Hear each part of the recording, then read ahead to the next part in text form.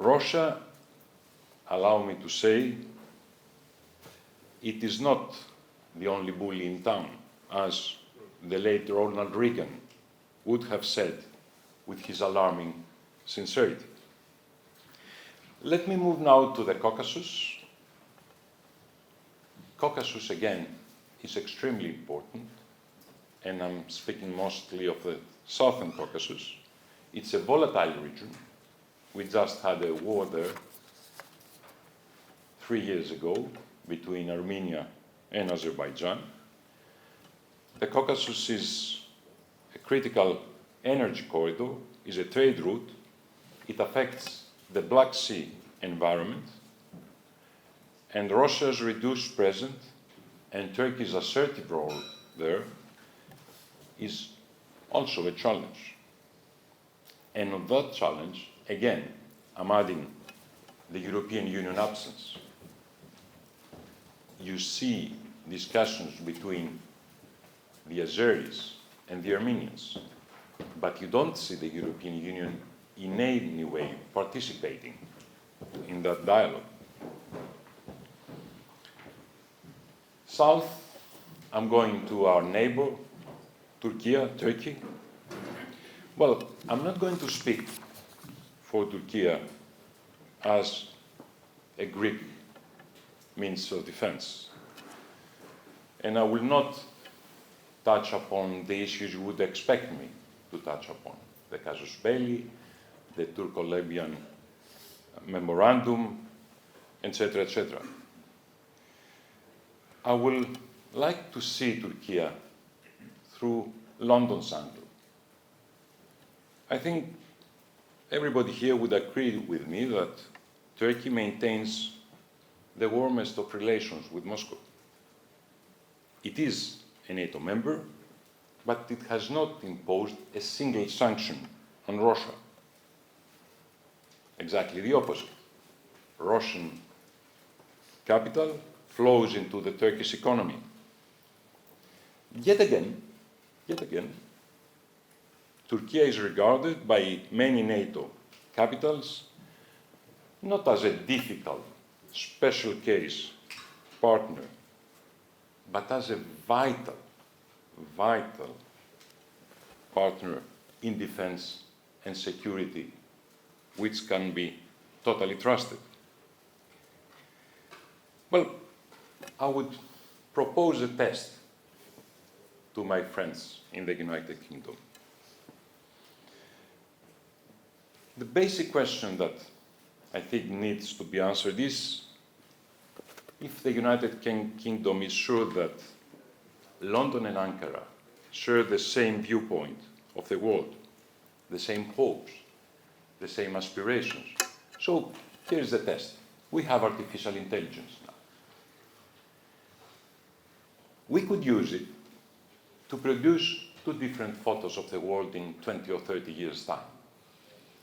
The world as London would like it to be in 20 or 30 years, and the world as Ankara would like it to be in 20 or 30 years.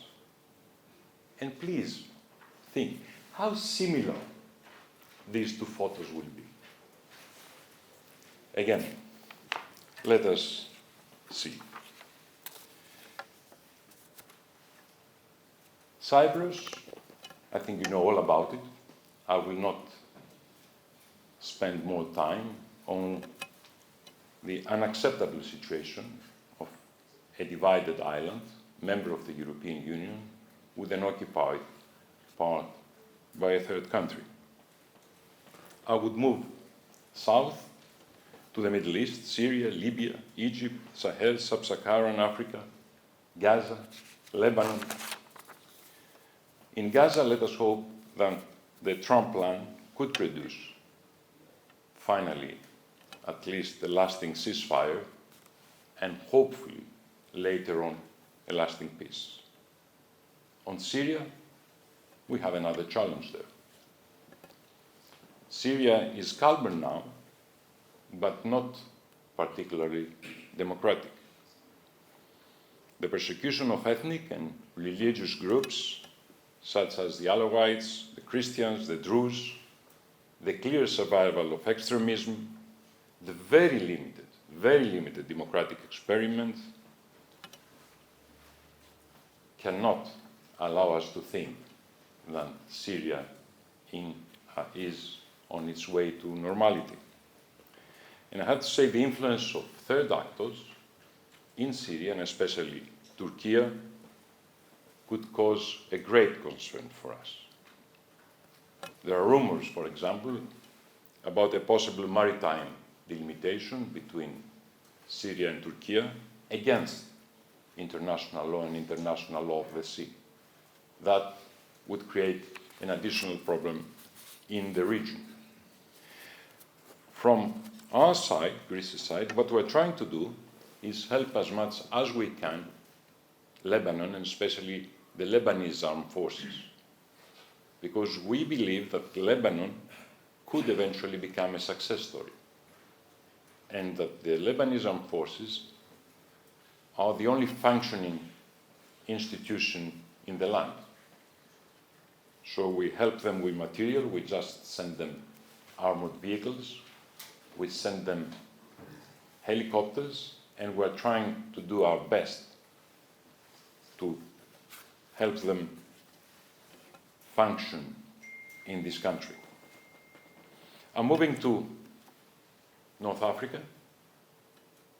Libya, you all know, is a failed state. After the operation against Gaddafi, nobody was in love with Gaddafi, but we managed something which sounds as a great achievement, create something worse than Gaddafi in Libya. Before the Allies invaded Sicily, and before Operation Overlord in Normandy, it was Operation Torch to secure Northern Africa. So how can we go against history today? How can we ignore the obvious? And I believe that the United Kingdom, again, could help and assist on that front. Now, let me touch briefly on two different subjects. Energy. We managed in the past to rely on Russia, and that was a huge, huge mistake. Europe's energy dependency has been at the center stage, and I have to say that we have to change that. But how are we going to do it? Well, Greece could offer partial solution through the FSRU units around the country, especially in Alexandroupolis. Greece could become an energy hub for the Central and Eastern Europe. As again the ambassador said, Alexandroupolis is only 750 kilometers from Odessa. It's the easiest, the quickest route. And pipelines exist between Greece and the countries of Central and Eastern Europe, because we have to reverse the flow. But my country could be the solution towards the energy dependency from the East. But again, there are countries that are not particularly happy with that solution. The other issue we need to discuss together and have a clear view is the role of the United States of America. We usually use the expression, the elephant in the room. Well, what we may be seeing now in the Mediterranean and in the Balkans and in Europe is the elephant departing from the room. And there's a clear vacuum there. And that vacuum has to be filled. It has to be addressed. And here, the United Kingdom-Greece cooperation could play a role. Because I would like to be honest with you. Europe is trying to rearm. A huge amount of money is being announced for these rearming programs. But it will take years. It will take many years. Because it's not just equipment. It is not just platforms. There's another missing link in this effort, and this missing link is culture. We have forgotten what it means to be able to defend yourself. We have forgotten it. And in order to reacquire that culture of self-dependency, it will take time. And it is not just money. The United Kingdom is one of the countries that still has a rather small, if I may say with all due respect, but important and capable armed forces. And if we add that to the existing European capabilities, Greece among them, that can make a difference. But we need a very honest dialogue and understanding of this.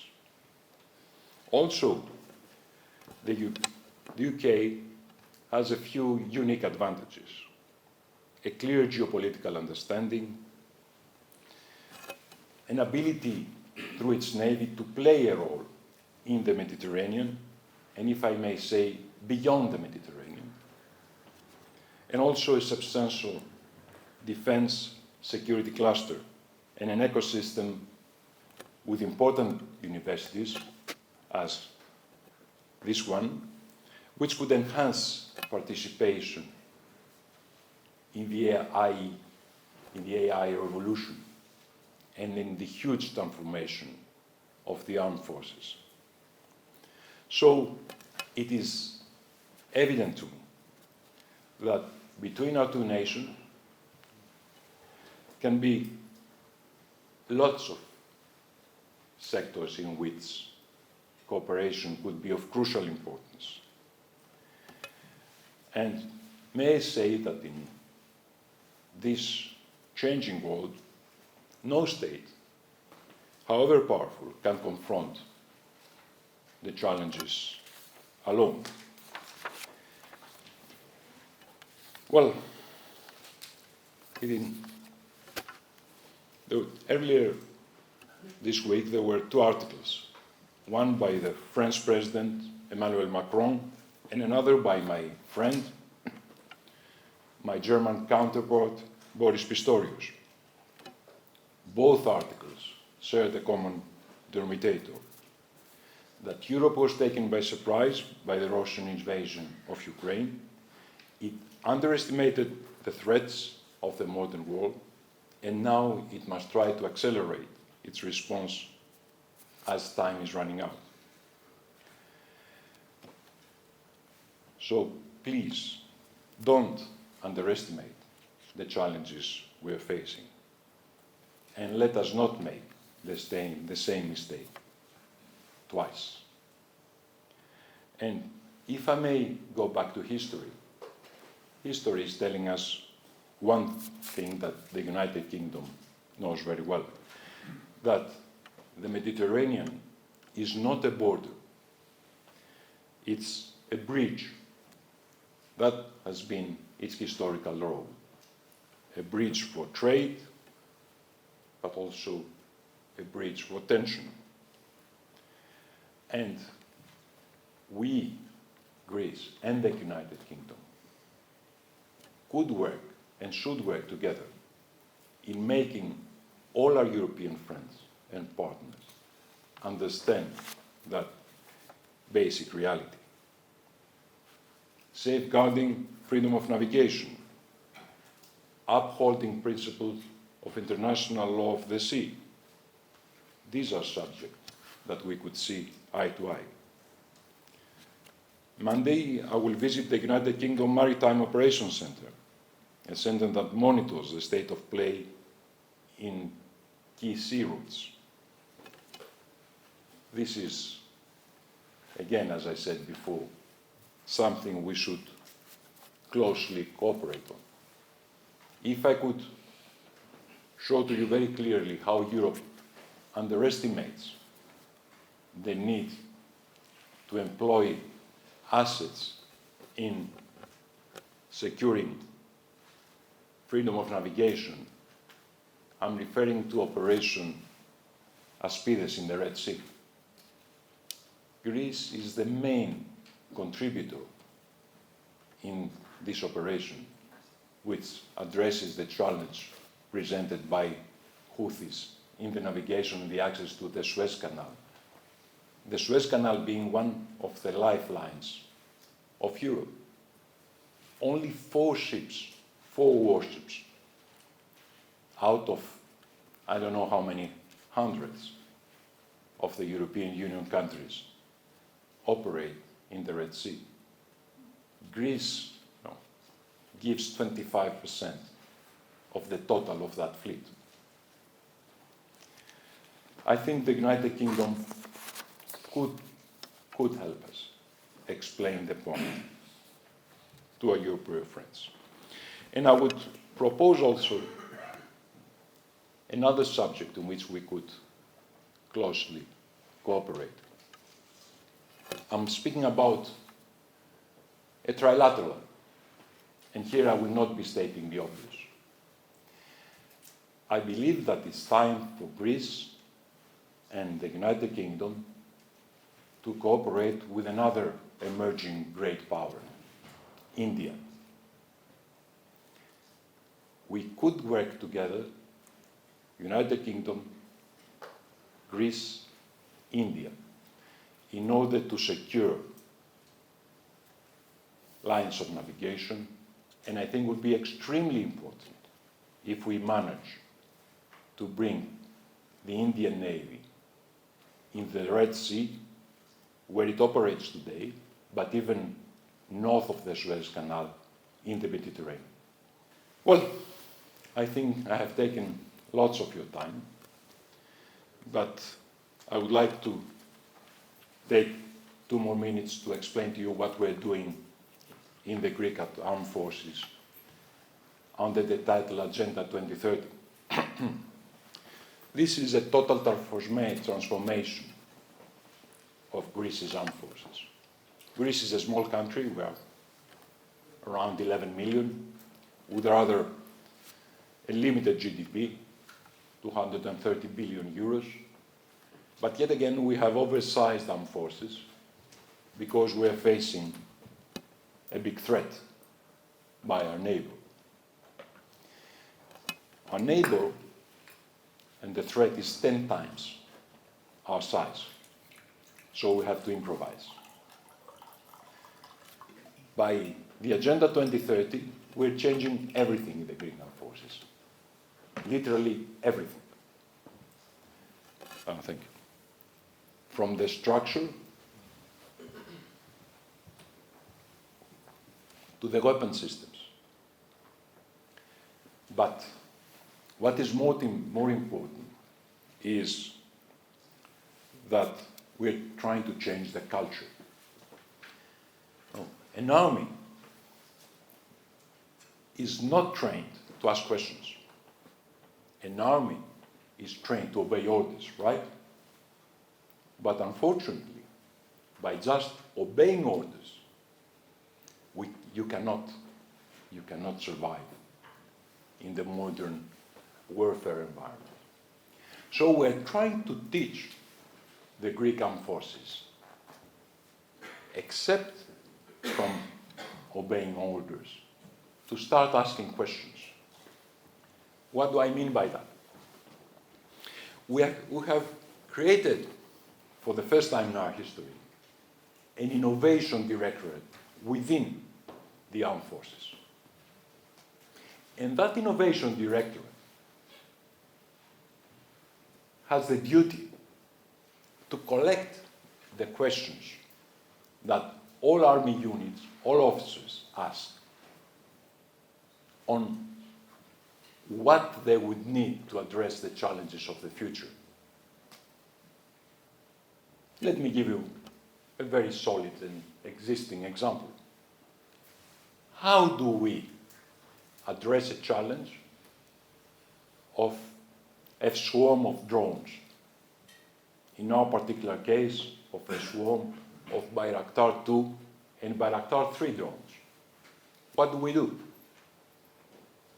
And B, what do we do in a cost-efficient way?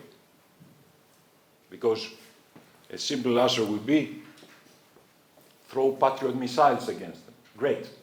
We'll be bankrupt in a week. This question passes from this Innovation Directorate to what Ambassador Chaousis mentioned before, the Hellenic Defense Innovation Center. The Greek initial is ELKAK. And this ELKAK takes the question and goes to the small ecosystem of Greek defense companies, and also on the ecosystem of trusted allies and friends, which would be willing to serve with us knowledge and know-how, instead of just trying to sell existing platform to us. In this particular case, with this particular question, the ecosystem came back with an answer. And the answer was a system. It's called Kendavros. So we took this answer, we financed prototype, and we sent this answer to be tested in the islands of the East Aegean, watching Bayraktars fly over the horizon. And then after that has proven a success, we took a risk. We put Kendavros on one of our frigates operating against the Houthis in the Red Sea. And Kendavros proved us right because it brought down 2 Houthi drones, which were trying to sink 2 commercial vessels. So now Kendavros will be employed first in all the ships of the Greek Navy, and later on all the army units. So that is the kind of system we are trying to create. And I think we have lots to do together with the United Kingdom ecosystem, which is much bigger and much more mature, and with the universities of the United Kingdom, towards addressing challenges of modern warfare. Because security is not only about pure military strength.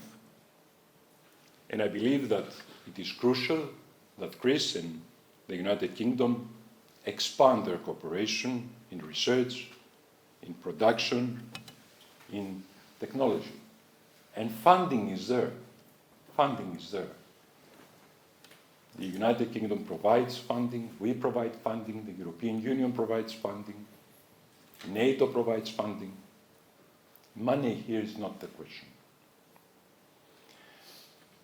What we would like to do is to invite the ecosystem of the United Kingdom to participate in our Agenda 2030. Well, ladies and gentlemen, I took a lot of your time, and thank you for the opportunity. As I said before, I strongly believe in the partnership between the 2 countries and 2 nations. They have been strengthened by shared sacrifice in the past and can be directed towards a common vision in the future. We need to be ready, and we need not to repeat the faults of the past. And if I could ask something the United Kingdom, I would ask them to look back to the legacy of their historic Prime Minister, David Lloyd George, towards the relation with Greece. Thank you so much.